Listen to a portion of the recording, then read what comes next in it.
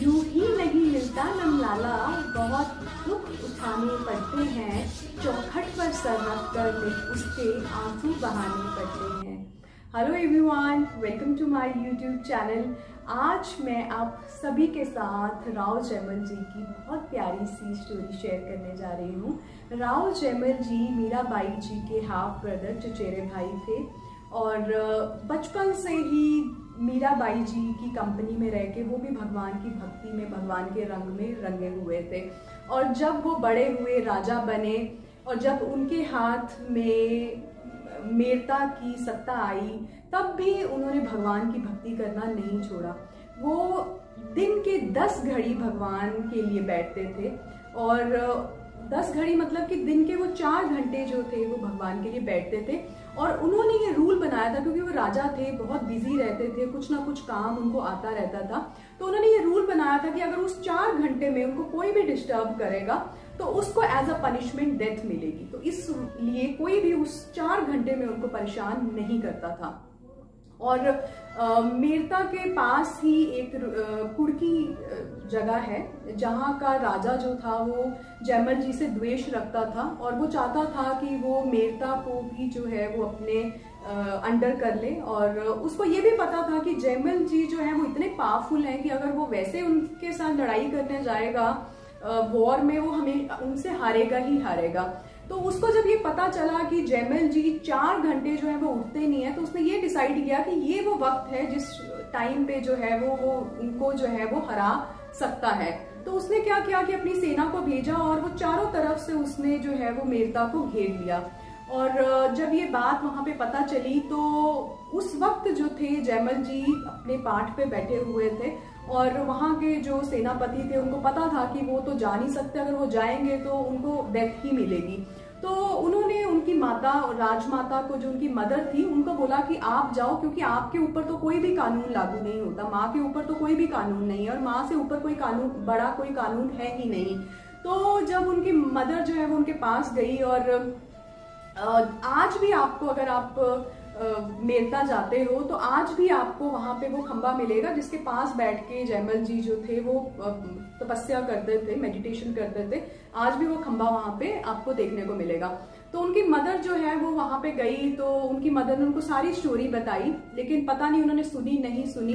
तो हार के वो वहां से डिसअपॉइंट होके जो है वो जब चलने लगती हैं, तब जयमल जी उनको कहते हैं कि करी हरी भली हो। सिर्फ इतना बोला और कोई आदेश नहीं दिया। उनकी माँ ने उनको बोला था कि आपको हम उठने के लिए नहीं कह रहे हैं, आप अपनी भक्ति करो, लेकिन आप जो है वो सेना को आदेश दे दो।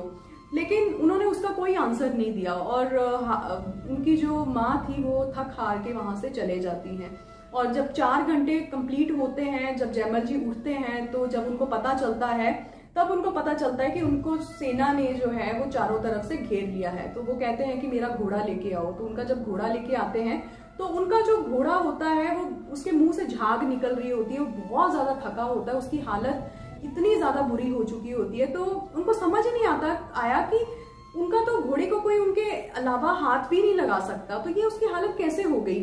तो क्योंकि टाइम ना वेस्ट करते हुए उन्होंने दूसरा घोड़ा बुलाया और उस घोड़े से जो, जब वो मेरता का जो मेन गेट जब ओपन किया तो उन्होंने देखा कि वहां पे चारों तरफ सेना के जो लोग थे वो घायल पड़े थे। तो वो बहुत हैरान हुए कि मेरा तो अभी गेट ही अभी खुला है, तो ये लोगों के साथ युद्ध किसने किया और इनको किसने मारा।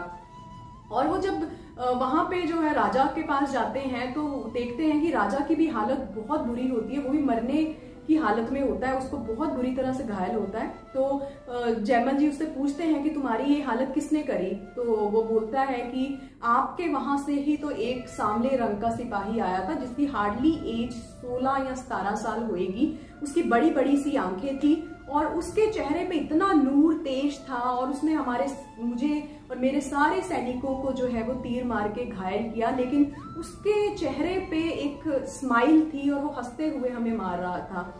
तो मैं तो शायद कब का मर गया होता, मैं अभी तक इसीलिए जिंदा हूं कि मैं एक बार फिर से उसके दर्शन करना चाहता हूं। तो जब जयमल जी उसको बोलते हैं कि मेरे वहां पे तो ऐसा कोई भी ऐसा सिपाही नहीं है और जिसकी तुम बात कर रहे हो वो तो मेरा आराध्य है, जिसकी मैं आराधना करता हूँ, वो तो मेरे प्रभु हैं, वो तो मेरे कृष्णा हैं। तो वो कहता है, वो भगवान को जो है जयमल जी बुलाते हैं, उनको याद करते हैं और बोलते हैं भगवान आपने इसको दर्शन दे दिए और मुझे दर्शन नहीं दिए, मैं भी आपके दर्शन करना चाहता हूँ उस सिपाही के रूप में। तब भगवान वहां पे प्रकट होते हैं, उनको उसी सिपाही के रूप में जो है वो जयमल जी को भी दर्शन देते हैं और उस राजा को भी दर्शन देते हैं। और तब जयमल जी उनसे पूछते हैं कि प्रभु मैं तो आपकी पूजा करता हूँ, मैं तो आपको आराधता हूँ, मेरे तो चित्त में, मेरे दिल में तो हर वक्त आपका नाम रहता है, लेकिन आपने इसको कैसे दर्शन दे दी? ये तो कभी आपको, इसको तो पता भी नहीं है कि आप भगवान हो, ये तो आपको मानता भी नहीं है, पूछता भी नहीं है, तो आपने इसको कैसे दर्शन दिए? तब भगवान बोलते हैं कि तुम्हारे चित्त में हर वक्त मैं रहता हूं और इसके चित्त में हर वक्त तुम रहते थे, इसलिए मैंने इसको दर्शन दिए। इस स्टोरी से हमें ये सीखने को मिलता है कि भगवान ने ये बोला कि जो चाहे कोई दुश्मन हो, चाहे कोई भी इंसान है, अगर वो ना चाहते हुए भी, उसको पता नहीं है और उसके मुंह से मेरे भक्तों का नाम निकलता है और मेरा नाम निकलता है, तो मैं जो है उनको दर्शन देता हूँ, मैं उनके जीवन को तार देता हूँ। और ये स्टोरी से हमें ये पता चलता है कि भगवान बहुत खुश होते हैं और भगवान उन लोगों को भी दर्शन देते हैं जो अपने गुरु को आराधते हैं, जो अपने किसी भी फॉर्म में जो है वो भगवान को याद करते हैं। Thank you everyone. अगर आप इसी तरह की शॉर्ट स्टोरीज जो है मेरे से और सुनना चाहते हैं तो आप प्लीज़ मेरा चैनल सब्सक्राइब कर लो। Thank you everyone. Thank you for watching.